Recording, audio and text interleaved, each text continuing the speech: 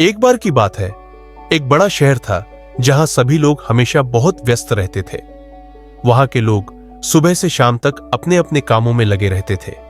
कोई ऑफिस जाता था, कोई दुकान चलाता था, कोई गाड़ी चलाता था, तो कोई स्कूल जाता था। सबकी जिंदगी में भागदौड़ थी, शोर था और सबको हमेशा जल्दी थी।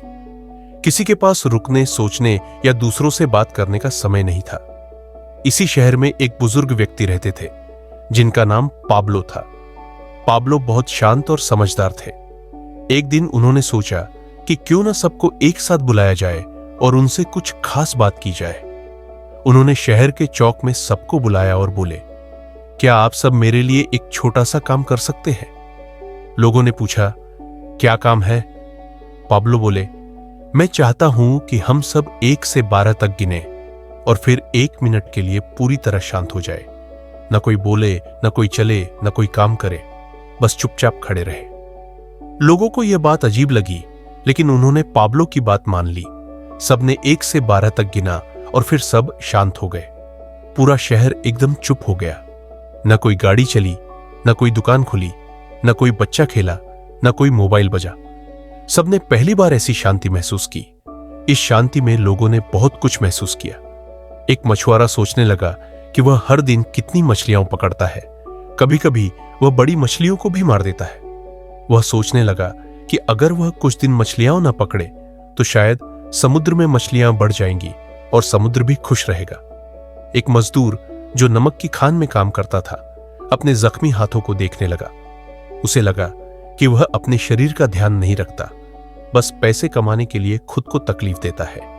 उसने सोचा कि अगर वह थोड़ा आराम करे तो उसके हाथ भी ठीक हो सकते हैं। कुछ लोग जो हमेशा लड़ाई झगड़े में रहते थे, वे भी सोचने लगे कि झगड़ा करने से किसी को खुशी नहीं मिलती। अगर वे एक दूसरे से प्यार से बात करें तो सबका जीवन अच्छा हो सकता है। कुछ लोग जो पेड़ काटते थे और जंगलों को नुकसान पहुंचाते थे, वे भी सोचने लगे कि अगर वे पेड़ काटना बंद कर दे तो जंगल बच सकते हैं और वातावरण भी अच्छा रहेगा।